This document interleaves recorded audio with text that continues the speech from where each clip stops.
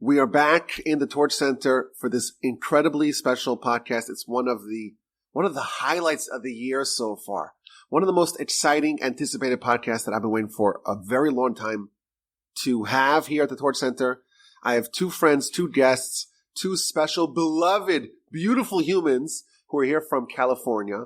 They flew to the Torch Center because they wanted to spend time with us and they wanted to record this podcast. And boy, are they deserving. I'm here with my dear friend, Ron Kardos. Hi, Ron. How are you? I can't believe I'm here. I can't believe I'm on your podcast. It just, I'm honored. Oh, wow. Well, okay, I am honored. Yeah. And Bruce Licht. How are you, Bruce? I'm doing great. Rabbi, it's an honor to be here. I've listened to you for years, and it's just surreal to be sitting here with you recording this. Awesome. These two fine gentlemen are dear friends of mine personally, dear friends of Torch, longtime listeners. But I know you, the listener right now, you probably don't know them. But these two are incredible, incredible people. And they did something so radical, so utterly unique, so transformational that I said, you have to come to the Torch Center. You have to tell your story. So I'm going to give you just a little background here. Ron and Bruce, they sense the problem. And the problem is that there are millions of Jews in America and millions of humans in America and billions of people worldwide. And at some point in everyone's life, they have to wrestle with the question of, what's it all about? What's the plan? Who did it all? What's the purpose? What's life all about? Is there a God? And if there is, what to do about that? And that's a very important question that eventually every thinking person has to wrestle with, has to grapple with this dilemma. And of course, we're fortunate enough to have a very long history and incredible examples. And we have Abraham in our history, and we have a sign of Revelation, and we've been trained, and we've really have a really rich history and heritage to fall back on, and we're kind of a leg up. But what if there was a way to give people a little snapshot, a little, in a small message, a small encapsulated short message, a compelling reason to believe in God, a proof in God. That was their idea. And they wrote this incredible book that I have in my hand here called Elevator Pitches for God. And it's 70 essays written by thought leaders. And each essay is just one page, and each essay is a persuasive argument to believe in God. That was their idea. That was their initiative. That's what they undertook a couple of years ago, and they just pulled it off, and it's incredible. I have the book here on my desk. It's absolutely gorgeous. So first of all, I want to give a big yasher koach to you two, Ron and Bruce, for doing this incredible service for the Jewish people and for really all of humanity, and really fulfilling the mission of trying to bring the knowledge and awareness of God to the world. Thank you. That's so nice of you to say that.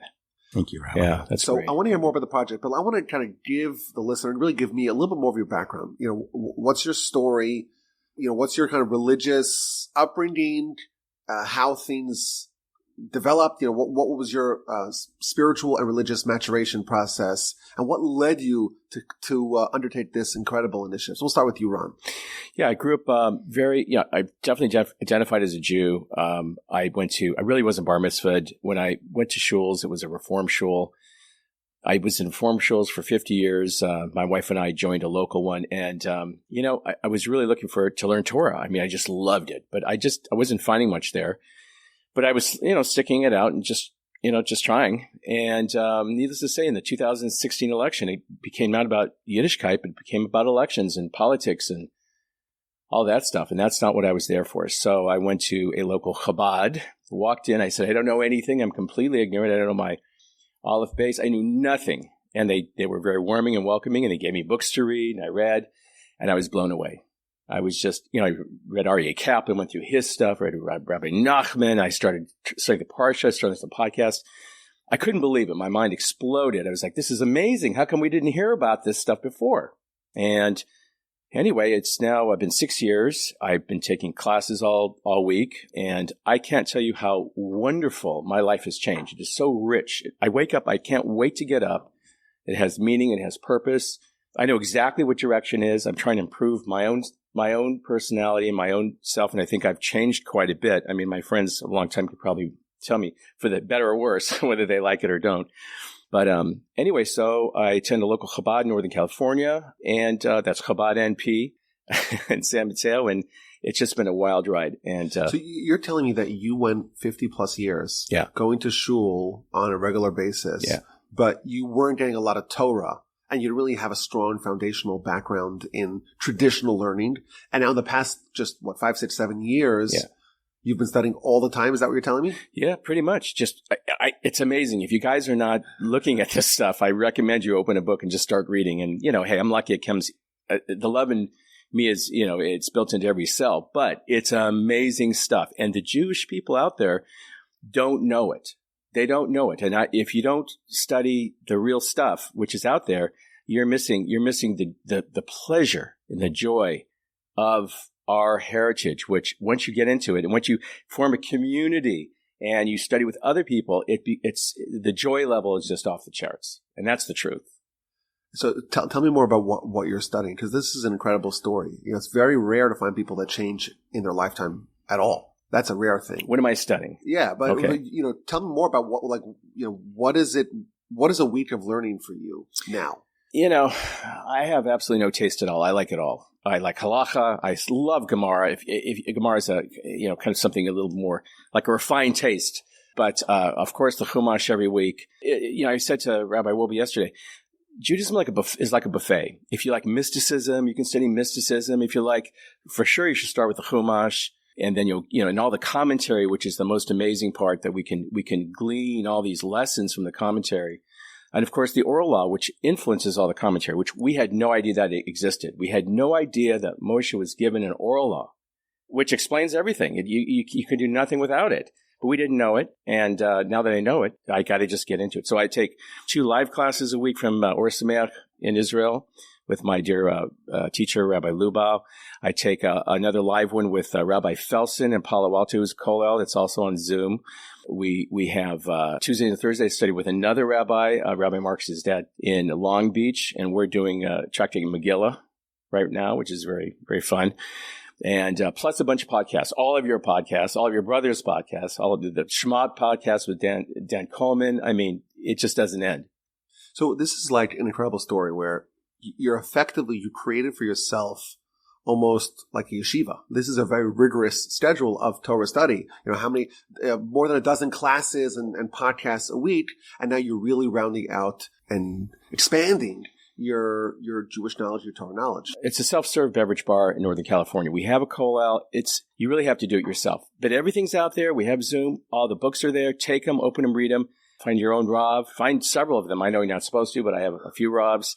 And just have fun. It's gonna blow your mind. Wow, that's an incredible story. So, Bruce, give me just a quick snapshot of your story.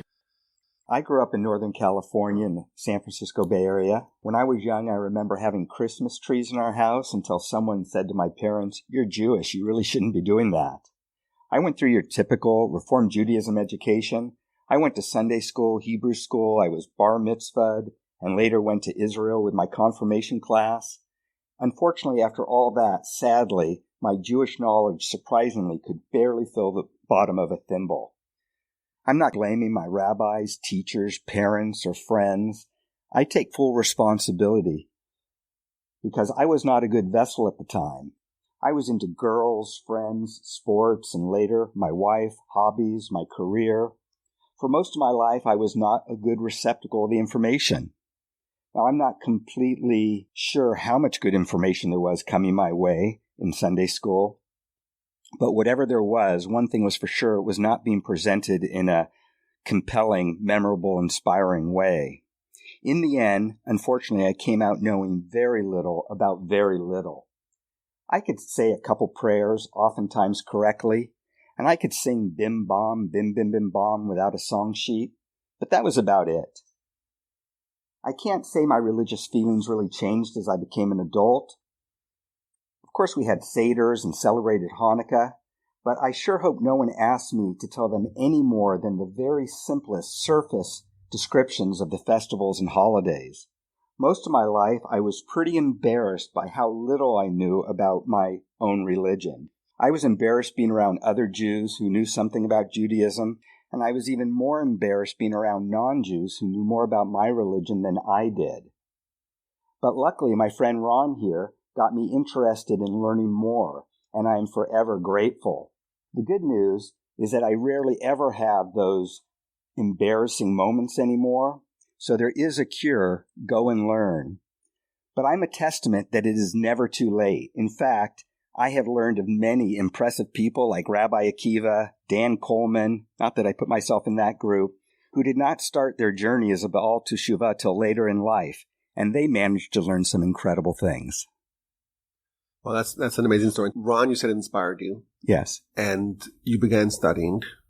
And, first of all, is your study regimen like Ron's, or it's a little bit different? Similar. Ron pointed me to your podcast and to some videos. And at one point, I was taking classes 6 days a week with Rabbi Marcus. And then I took other classes from Rabbi Felsen, Rabbi Gordon, and of course, I listened to all the Torch podcasts. And Bruce is amazing. He has this memory like you can't believe. I mean, he's passing up all the people I know. And you could ask him almost anything, and he'd come out with it. Because he creates binders, and he reviews, and he does all the stuff. He has a binder now. Now, Bruce, I want to tell the audience a little bit more about you, because you're one of my heroes. Oh. And I'll tell you why. Because, I grew up, I was taught Hebrew from a very young age, and I was taught yeshiva from a very young age. I was taught Talmud in 5th grade. You're so delighted over Talmud. We had that in 5th grade. Unbelievable. And I went to some of the greatest yeshivas in the world, and I studied under some of the greatest scholars of the century. But you came to this at a very advanced age, relatively. Yeah, like 61. Yeah, 61. And I hope it's fine for me to say this. You also have a disability. Yes, I'm legally blind. Talking about that? Yes, I'm legally blind. I have a rare degenerative retina disease called retinitis pigmentosa. And basically every day I have less sight than the day before, and I will ultimately go blind. Yeah. And the irony is he edited this book. We'll get to that in a second. Now, but you're, notwithstanding all that difficulty, you're studying and you're accumulating knowledge at a rapid fire pace. Well, I just find it so interesting. I mean, the Torah is a otherworldly document. And when I started reading it and learning these things, it just blew my mind. And I just want more and more. And tell me more about your process, because I know that very often you'll send an email where you write a transcript of a whole podcast or of a section that you really liked, and you have it all organized. And last time you came was a year or so ago, whatever it was, 2 years ago. You showed me this incredible binder that had all your notes, and it was all organized. Sure. And it was all by topic and when you heard it and what it was said and just highlighted. It's unbelievable what you've created. Yeah, well, tell me more about that process. I basically knew so little about my religion. And when I started taking classes, when I would hear these things that answered questions for me, I would start to write them down. And pretty soon I got more and more information where I started to have to start categorizing it into, people, vocabulary, Israel, proofs of Torah, etc. And pretty soon this document became about 500 pages or more. I know if I ever want an email from Bruce, I know the simplest way to get an email from you. You ready, Bruce? I'll tell you one of my tricks. I say in the podcast something with a list. Like a list of 5 things, or 7 things, or 10 things created before the Torah. It'll be transcribed. Right? It'll be transcribed and in a book shortly. And I'll say I'll read 4 or 5 of them and then skip the rest of them. And Bruce will always say, no, I need that for my corpus, right? Because you're building out this incredible encyclopedia, really. Yeah. Well, every Shabbat I take out this book. There's this one section called Points by the Numbers, where anytime I hear you or someone say, this occurred 3 times, or there are 7 of this, or 10 of this, I write it down and I put them in numerical order. And every week I just read it, and it's a great way to learn. And are you also doing this because you're sensing that your sight is diminishing every day and you want to just kind of memorize and organize it? If I don't do it now, I won't be able to do it. He's always done this. I went to college with this guy. It was a nightmare. He'd have all his notes. Well, I'm lucky that I have something that creates urgency. Yes. To learn. Yes. And I will tell you something, and I might have told you this in the past, I don't remember, but the Talmud says that there was one of the sages who had a near-death experience. He died and was resuscitated, came back to life. And they asked him to describe what he saw. So We spoke about this in the podcast a few times. He says, well, I saw that it was an upside-down world. The lofty ones were lowly and the lowly ones were lofty. And I heard that they were saying, what did he hear? What were the sounds that he heard in heaven? Praiseworthy is he who comes here, v'talmudo, and their study is in their hand.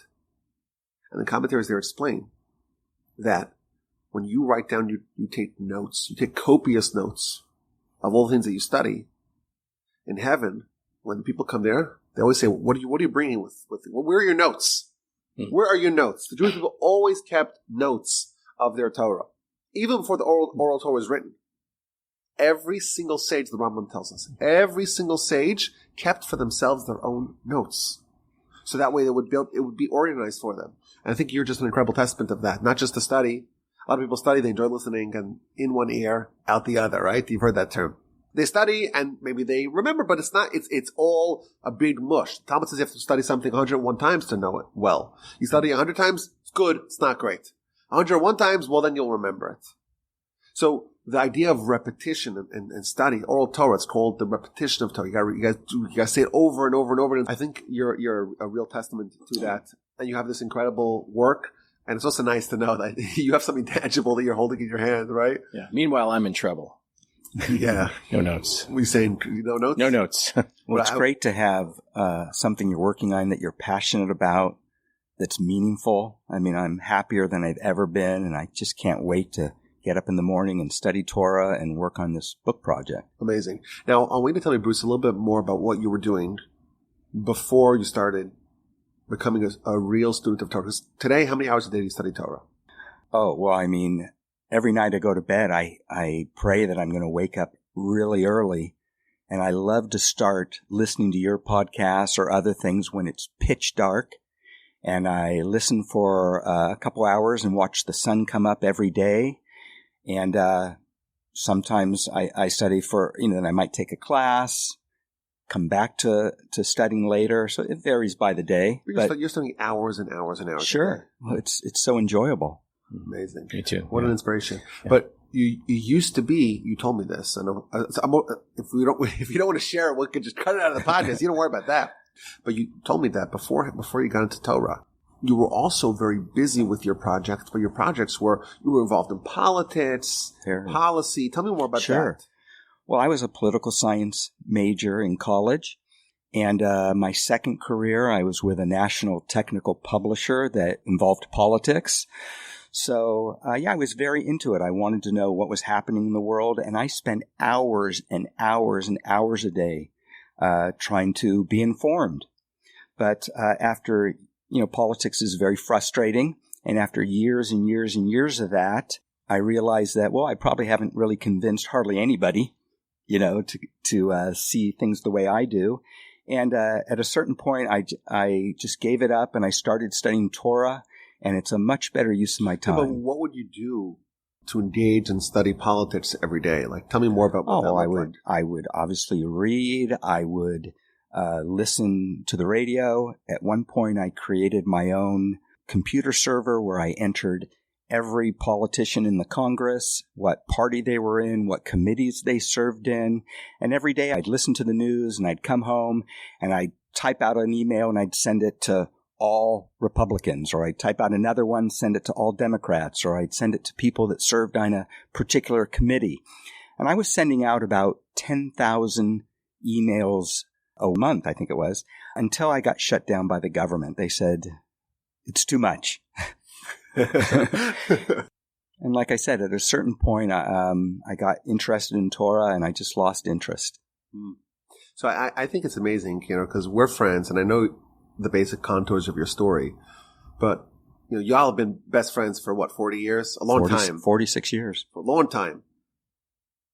Bruce is able to study all of the congressmen and all the congresswomen and the senators and the House of Representatives and know which committees everyone's on, kind of have all that organized, and to be able to send thousands of emails, barraging them, a barrage of emails, right? Salvos of emails until they say, yeah, it's enough. Bruce, we got it. It's an organized mind. It's able to kind of amass an enormous amount of data and organize it. He had that quality. And it was for was for futility, because it doesn't matter. You didn't change any votes or anything like that.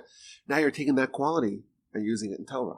A lot better use of my time. You're studying it all, and you're organizing. You're taking these copious notes, and you have this incredible binder that gets bigger and bigger every day as you amass more and organize it, all by number, by topic. You select the different people, the different ideas, the different themes, different parts. Everything is nicely organized. So to me, that's beautiful. Now, Ron, you're like the consummate sales guy. You could persuade me to buy anything, right?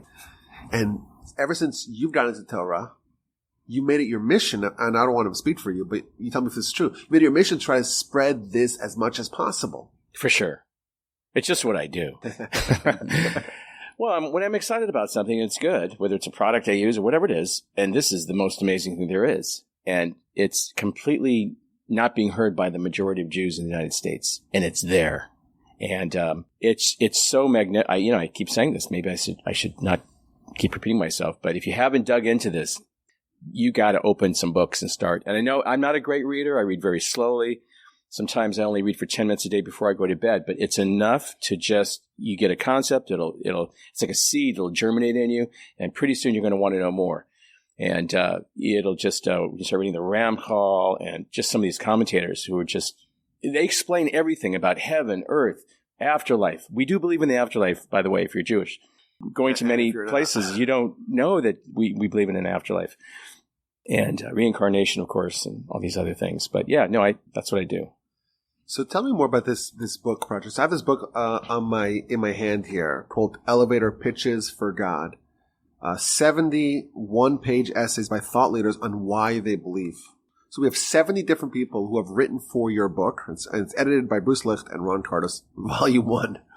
So tell me more about the genesis of this book. What inspired you to undertake this project, and more maybe a little bit about what you did and how did you produce this absolute masterpiece?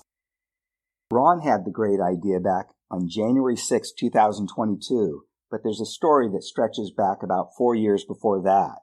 In 2018, my wife and I were traveling across Croatia with a group of strangers, and on our last night in an outdoor restaurant in Dubrovnik, at a large table of 9 people, someone asked this nice gentleman, Leonard Jacobs, who was sitting across the table from us, "Tell me about your religion, Judaism. I know nothing about it." Of course, our ears immediately perked up. For the next 6 to 7 minutes, Lenny, as he is affectionately called, eloquently said some beautiful things that really resonated with us. I remember my wife and I looked at each other afterwards and said, "Wow, that was so impressive," because neither of us would have known where to start or what to say. Soon afterwards, my good friend Ron, little by little, introduced me to my Judaism. Then the first pandemic shutdown came along on March 15, 2020, and all of a sudden, new technologies and all this extra time at home converged to alter my world. Ron encouraged me to take some Torah study classes with this new program I had never heard of called Zoom. And he directed me to some great podcasts like yours. So I took lots of classes, and I would write down information that resonated with me. And as I said before, the amount of information grew to the point where I had about 500 pages. I kept thinking back to that night in Dubrovnik and that knowledgeable gentleman who so eloquently talked about Judaism. At one point, I started pulling all the information together with ideas from my notes to try to answer the question, "Tell me about Judaism." That is not easy because, as you know, we're a people, a land, a religion, a scripture, a culture, a language, food, and more. How do you boil that down to just a few sentences? Fast forward to January 5th, 2022. Ron and I happened to be along the Texas coast near Houston. Ron and I are huge fans of yours, and Ron set up an appointment on January 6th for us to meet you in person, get a tour of Torch, have some great kosher food, and study with you. Anyway, that night before our meeting, I said to Ron, "If someone asked you, what would be your elevator pitch for Judaism, what would you say?" We went through all of my notes, and we pulled together different ideas to try and create our own elevator pitch, but at the end of the night, we couldn't complete it to our satisfaction. Anyway, the following day, during one of our study sessions with you, I asked you, I said, Rabbi, can you tell me what your elevator pitch would be for Judaism? You said, sure, here it is. And you went on to effortlessly, eloquently, and articulately present your proof. And it was beautiful and to the point. And maybe I'll get you to read that in just a second. Anyway, I then said, what would be your elevator pitch for proof of the existence of God? You said, I've been thinking about that for a long time, and here it is. And you went on to give an incredibly unique idea of what was your proof of God. That night, Ron and I were discussing your elevator pitch for God. Ron and I agreed that if we asked 1,000 people this question, we couldn't imagine that anybody would say the same thing that you did. And then Ron said, wouldn't it be great to go to a large group of interesting people from all around the world and ask them this question and put all of their responses in a book? And as they say, the rest is history. Wow, what a story. I remember that day. We're sitting in the Kollel here in Houston, and you asked me this question, and then you asked me, Bruce, you asked, you mind if I record this? I said, sure. Yeah, I didn't know what y'all had planned, but I see over here you printed it out for me. You actually have the elevator pitch for Judaism. Wow. And your I don't think I read this since then. Should I read it? Sure. Yeah, that's great. Okay. Elevator pitch for Judaism, January 6th, 2022. Okay, this is a quote. Let's see if it sounds like me. Okay. We are the chosen nation of God. God selected us because of our illustrious antecedents. That sounds like me. To be his nation, and he will be our God, meaning that we have a direct connection with the creator of heaven and earth. We're the only nation in history who experienced a national revelation when he gave us the manual for living the Torah. He gave us, and he continually endows upon us, the responsibility for all humanity and the guidelines for how to perfect ourselves, to become perfect people, to become angelic people, and how to become the people that are going to bring the world towards its perfection. This definitely is something I said. So we are the vanguard, the Navy SEALs of the mission of bringing progress to humanity, of bringing universal morality, righteousness, and justice to the world. I said this all unprompted. You did. Wow, I'm pretty good. I'd hire this guy. You should have a podcast. Maybe. We are the Almighty's people and his representatives in this world. We have a direct line of communication to him, and he is going to give us whatever tools we need to accomplish our mission. We are a nation that lives and breathes meaning. Why was the world created? What are we here for? What are we trying to accomplish? What difference does it make if I live or die? We're the nation that lives to the essence of what the world is all about. We are the only nation that had an exodus from slavery, the only nation that had a national revelation of Mount Sinai, the only nation that the Almighty hears whenever we cry out to him, the only nation that had great prophets like Moshe, amongst others, the only nation that has the Torah, the only nation that has mitzvahs, which are direct instructions from God, the only nation that has endured so much and preserved our core, the only nation in history that has gone back to our land once, let alone twice. We are the oldest nation on earth that has and will be around forever. We are an eternal nation. We are the most unique people out there, and we are bringing the rest of the world with us, dragging them along with us. That sounds like me. Dragging them along with us. They don't know it. They're coming kicking and screaming. We don't even know it sometimes, but we're doing it.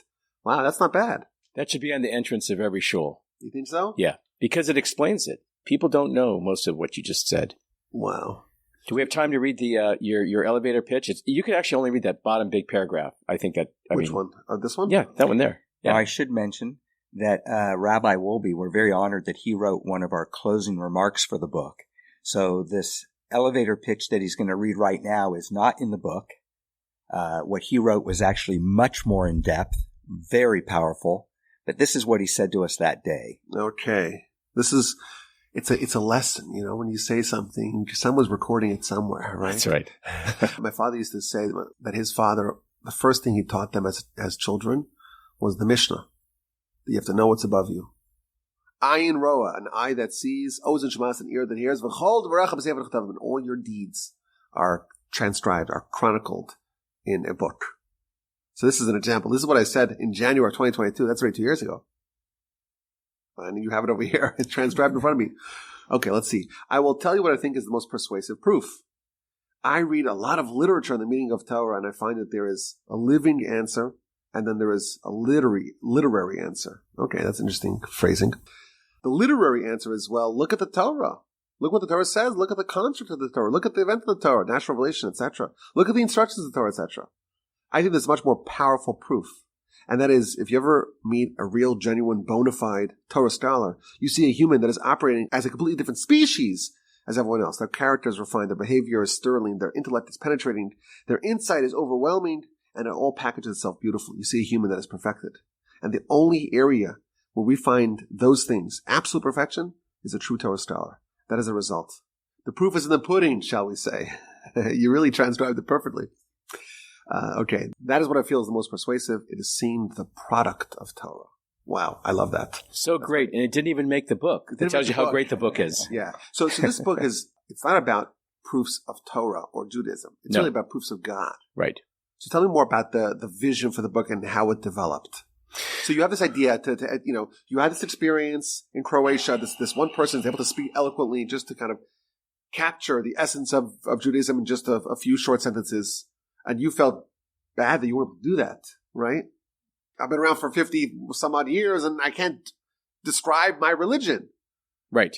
And you're like, well, let's try to make a project out of this. Right. Yeah. Well, that launched Bruce in his learning. He realized, I think even more so because he realized this guy could say all of this in 5 minutes.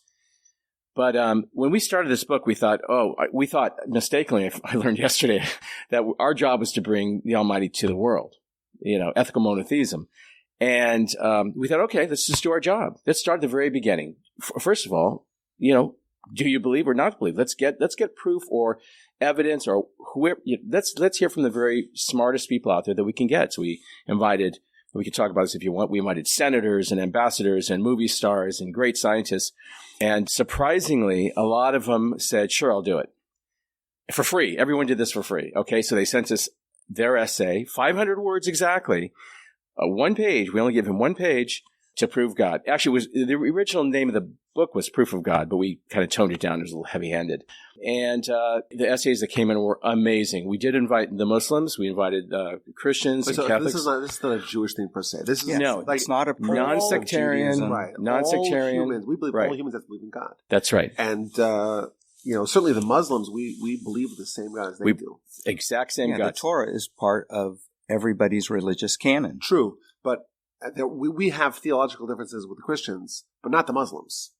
And therefore, we all have to believe in God. We believe that every human has to believe in God. It's one of the 7 Noahide laws. It's universal. And the application layer is not even addressed. The Judaism and Torah is not addressed in this volume. Is that right? No. You started. So mistakenly, we were out there to spread, to start this and then make something on the Noahide laws. Now I learned yesterday that it's really not our job. We should just be a great example, and that's it. So in a sense, we've been let off the hook. But anyway, we're already on our mission. So here it is. You get proof of God from scientists. And tell me some of the personalities that wrote for your book. Well, do you want to? Well, we have Ambassador David Friedman. We have Senator Joseph Lieberman. So these people, busy people, famous people, they just took the time to write for your book? Yeah, at the beginning, Ron and I had a number of meetings. We had a phone conversation with you to first learn, how should we approach these people? What should we say? We also met with Rabbi Marcus, and we got a lot of great ideas from both of you. Mm-hmm. And then we started developing an invitation that we would email out. And there's a gentleman that wrote for our book, incredibly intelligent man named David Porish, and he helped us in developing our invitation. And we just really were working on getting all of our ducks in a row, and our plan was to launch it on the 1st of Nisan, which was the day that the tabernacle first opened. And we just started sending out invitations, and we just got a great response. Obviously we sent out invitations of people that did not respond to us, but sometimes we'd send out an invitation and, 10 minutes later we'd get a response, I'm in. Right. Wow. We tried to look for emails with these people finder things. And I remember I wanted to have Dennis Prager write an essay, and it was like 1 a.m. And I took an email from probably 20 years ago, and it was like 1:30 a.m. He responded, I'll do it. When do you want it? Wow. And it came in like in 5 days. Perfect. The picture, the bio, everything was there. We didn't have to correct a dot on that thing. So these are very famous people. Dennis Prager, you said, Joseph Lieberman, who was a senator for a long time, but also was a vice presidential candidate in the year 2000. Yeah. Yeah. You said Ambassador Freeman. Who else? Give me some other. Nomi Freeman, who's, by the way, she has an expert in near-death experiences, which you mentioned earlier. And that is some spooky stuff because this woman went around interviewing hundreds and has read cases of thousands of people who have died clinically and then come back and remembered it and told the story. And I'll tell you what. And she weaves that into her proof? She does. So we have very interesting people. You probably wouldn't know who she is. I mean, she's, as far as names, we have Mayim Bialik, Jeopardy host. She was on The Big Bang Theory. We have some other actors as well. We have some great writers who wrote for Friends and other shows. And what was the response? People. I imagine people love this. I love this idea going, just going, out of the gate. I loved it. Yeah, everybody responded to us so favorably. Those that did respond, either they completely didn't respond. Senator Lieberman wanted a call with us, so he got us on the line. His secretary Vernal and said, "Who are you guys?" He goes, "Really?" And we told him, we're two kind of retired guys. We've been friends for 40 years, just regular guys. And he said, "What do you do?" We said, "Well, we're retired." He goes, "Really? You're retired?" He goes, "I go to work every day. I'm like 80 years old." He goes, "What do you guys do?" I go, "We say Torah." We said, "Join us." Before we reached out too, we were talking to all of our friends and telling them what we're working on to see if they knew anybody that would be appropriate for the book. And at one point, this gentleman, Larry Thal, said, I know two people that I think would be perfect. One gentleman, his name is Raymond J. Leopold, and he invented all the satellite communications technology that we have. When you pick up a phone and call someone and they answer and there's no delay, that's because of his... I don't pay for Verizon, so I don't know what you're talking about.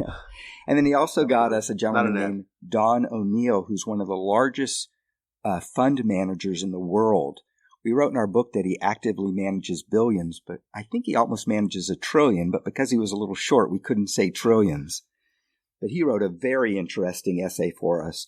And then as we got very successful people, famous people, in all different domains. Yes. As we then talked to people and got to know them and got their essays, then we would ask them, well, who do you know that would be right for this book? And for Raymond Leopold got us Joe Bingold. There was a gentleman named John McNulty. He was a GM of Intel, among other things. He got us a number of people from the University of Notre Dame. We have the Dean of Engineering, Patricia Culligan. We have the Dean of Science, Santiago Schnell. We have David B. Goh, who's the Professor of Aerospace and Mechanical Engineering. So this is like the elevator pitch for the elevator pitch. Like the book, if you think about it.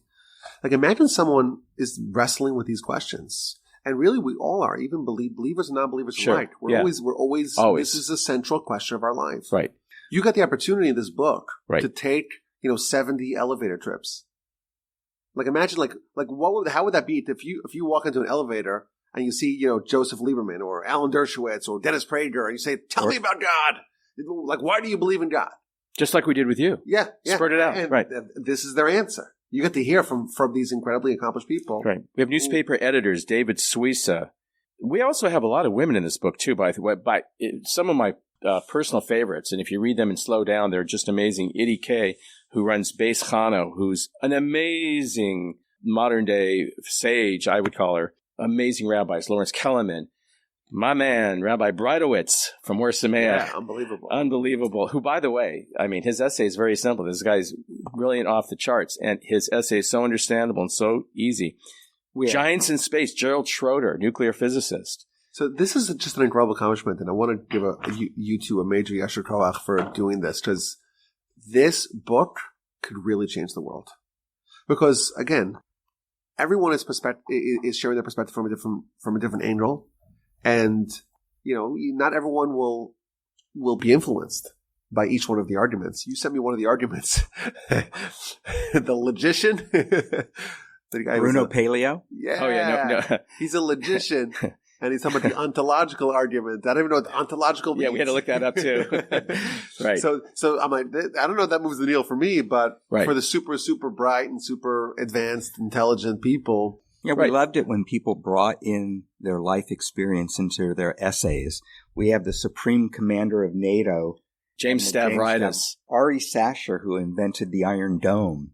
So this is just incredible. It's crazy. It's incredible. It's crazy. And you guys just pulled it off. And the book is gorgeous. Like, this doesn't really play out well. We'll talk about the printer. We should talk about that in a sec, because that was amazing how we found this printer and how that whole thing worked out. There's this incredible art, and just the pages feel, just incredible quality, and the pictures, and it just pops. Yeah, because as a Kiddush Hashem, this was a tribute to the Almighty. We wanted the best paper, we wanted the best color, we wanted the best printing press in the world. We wanted everything had to be the best. How could we not, right? We were not willing to cut any corners. It had to be the best. I'll tell you a story. We went to publishers and self-publishers, and as it turned out, economically it was not going to work out to print a really beautiful color book. It's very expensive to do that. So we had to self-publish it. I've never been a publisher, so we had to learn the business, find the printers, the layout people, the copy editors, all this. Anyway, we did it all. And I called this print broker, and I said to him, hey, these guys, they print in like Turkey and South Korea and all over the world. They print millions and millions of whatever they print. And I said, who's the best printer in the world? And he said, it's probably this woman-owned business in Shanghai. She's the best.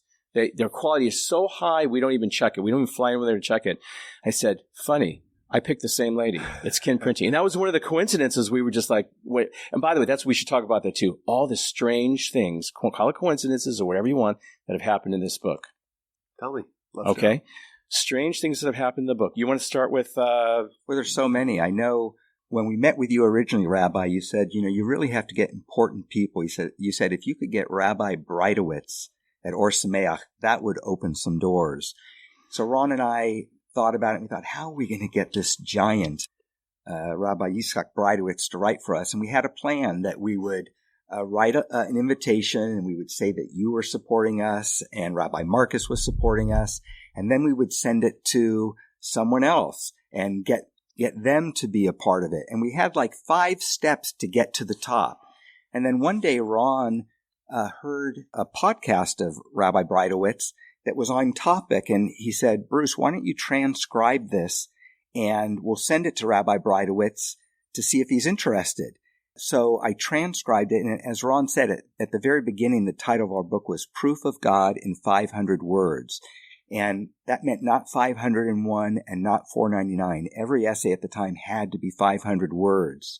So what happened is I talked to you, Rabbi, and you gave me Rabbi Shmuley Botnick's number. And I called Shmuley. It wasn't a great time for him to write for our book, but he actually gave me Rabbi Breitowitz's email. And I wrote Rabbi Breitowitz, and I sent him this transcription that I wrote of this lecture that he gave. And the lecture came out to be exactly 500 words. And I said to him, Rabbi, is this a coincidence? Or is there more involved here? I mean, it's exactly 500 words. And he says, I can't argue with you. The fact that you found a lecture of mine that was exactly 500 words is an elevator pitch for God in itself. And I'm going to write for your book. Wow. There were so many things. Did he ultimately use what you wrote for him? Yeah, he adapted it. But he was very generous with his time, and we're just thrilled to have him in the book. Yeah, one of my favorite essays, too. There were so many cases like that. You know, one thing that got me interested in Judaism was many, many years ago, Ron gave me a video by Rabbi Lawrence Kellerman, who I think studied under your grandfather. Oh, yeah. And this video, it's called What Exactly Happened at Sinai, just blew my mind to the extent that I transcribed that video. And it was 17 pages long. So I sent this to Rabbi Kellerman, and I said, you know, we're doing this book, and we saw this lecture, what exactly happened at Sinai, and it was just incredible. Here's the transcription. Is there any way you could refine this into an elevator pitch for our book? And he said to me, he said, Bruce, I've spent my whole career using words, and in order to come up with that video on what exactly happened at Sinai, I had to throw out thousands and thousands of words to come up with that. So I just don't know how I could ever get it into a 500-word elevator pitch. And actually, over the next almost a year, we had 17 exchanges back and forth with him.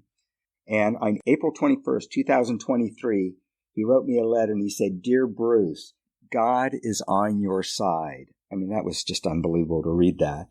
He said he gave me double pneumonia, which basically stopped me in my tracks for 2 weeks and allowed me to get done all the projects I couldn't get done over the last couple years, and your elevator pitch is attached.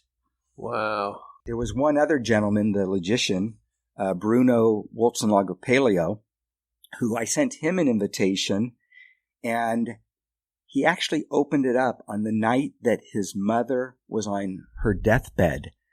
And he had spent his whole life being a logician, doing proofs of God. And he just said, it's just amazing. This is my destiny to write for this book. And he actually dedicated his essay to his mother. Yeah. On the printing end, there were some really strange things that happened. We tried to get a layout person who was recommended in the industry, 30 years of experience. 2 days after we gave him the job, he is in a bad accident. He almost loses an eye. So we get another person, and 2 days after he got the job, he has a heart attack.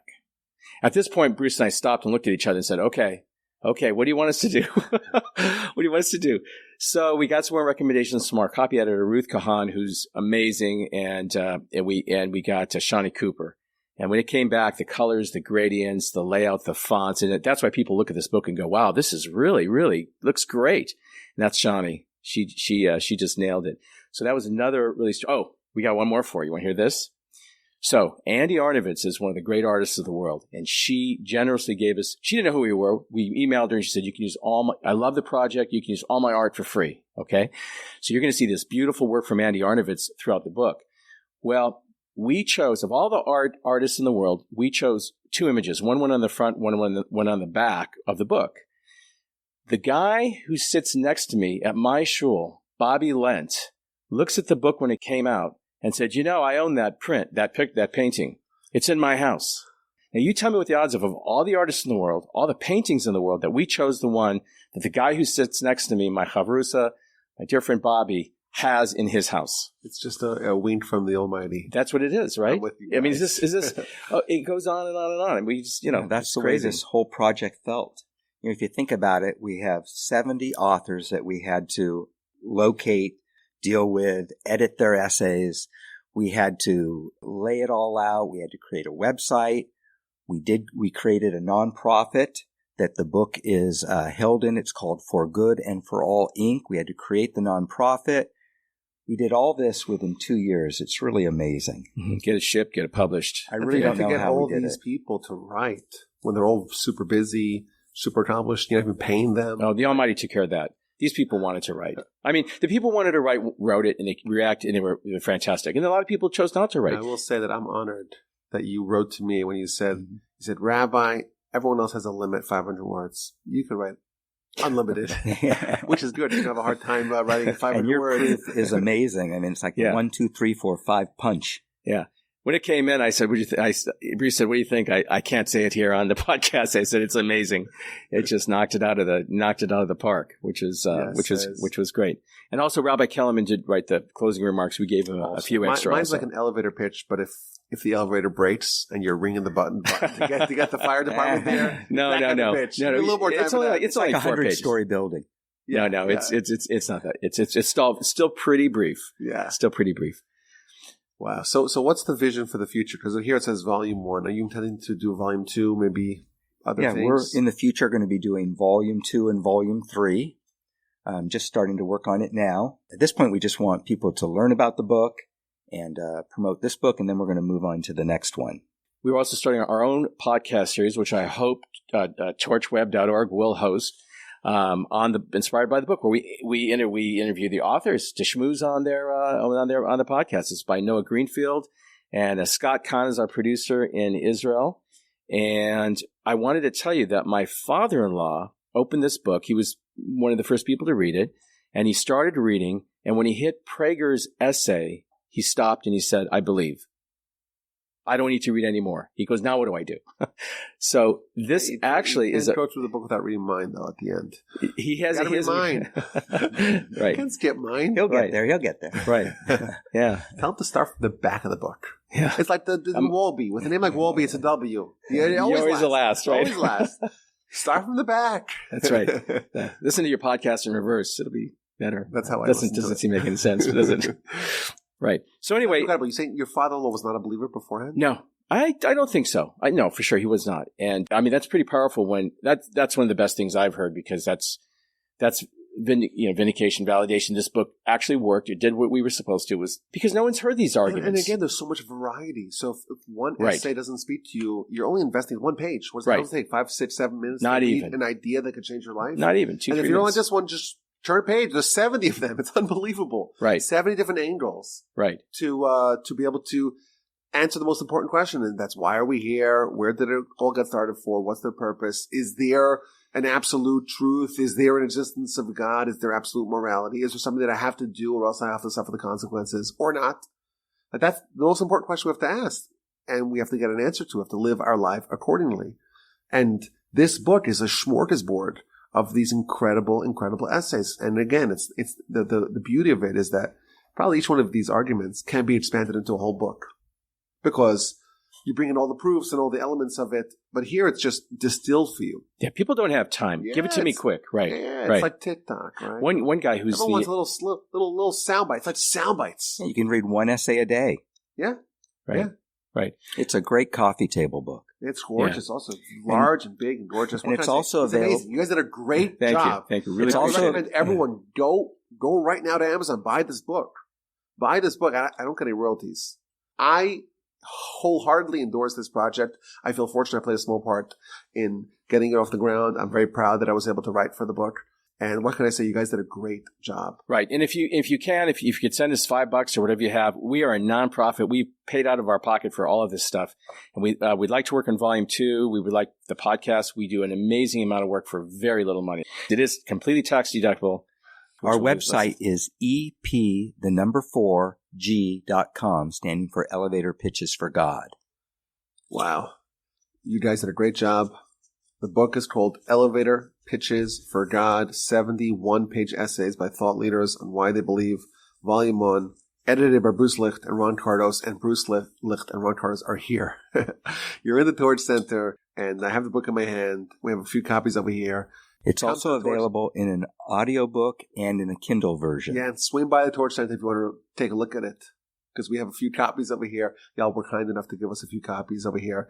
And what can I say? I wish you guys to have tremendous success in getting the book out there. I hope it really makes an impact. I think it has the ability to. I encourage everyone to go get this book right now, read it, peruse it. You don't have to read it linearly, because again, each one is its own self-contained essay. But Volume 1, I hope to see Volume 2, Volume 3, and so on. And what can I say? And we hope that everybody who hears this will help us get the word out there. You know, maybe buy a couple, give them to your temple, your church, get some for the hotel in your area to put in the drawers by the bed. We've got to get this out there. Yeah. Box stores, hospice, hospital waiting rooms, doctor waiting room. That's when people are receptive to the yeah, exactly. The Army, the U.S. Army. Exactly. Send us to the trenches. Yeah. Well, okay. Thank you so much, guys, for coming. Again, you want to share your email address? People can reach out to you. Sure. It's Ron at EP4G.com. That's what the E, just not elevator. It's just E. Elevator pitches, number 4, and G. Yeah, you could also type out elevatorpitchesforgod.com and you'll get to the same place. But EP4G, so we have Ron at EP4G.com and Bruce at EP4G.com. My email address is, if you want to reach out to me, it's rabbiwall@gmail.com. Thank you so much, Ron. Thank you so much, Bruce, for coming to the Torch Center, for sharing your story, and for undertaking this mission, because this is a mission that will, in my opinion, it's going to pave the path for you to heaven in Olam Haba, because you guys did something to say, I want to do something to bring Hashem's name to the world. I want to reveal Hashem's name to the world. So really, big yasher. Thank you. I think that's really kind words. What can I say? Anything that I can do to help get this book out there, get Volume 2, Volume 3. Get the book, buy the book, support them. These are great people. These are heroes. These are leaders of our leaders in their communities, and people that we can really look up to. Their stories are incredible. They grew up really without a strong, robust Torah education. They self-trained, and they took upon themselves the initiative to do this incredible project. Thank you so much for coming to the Torch Center, and best of luck in the book, and bravo. It's been an honor. Thank you.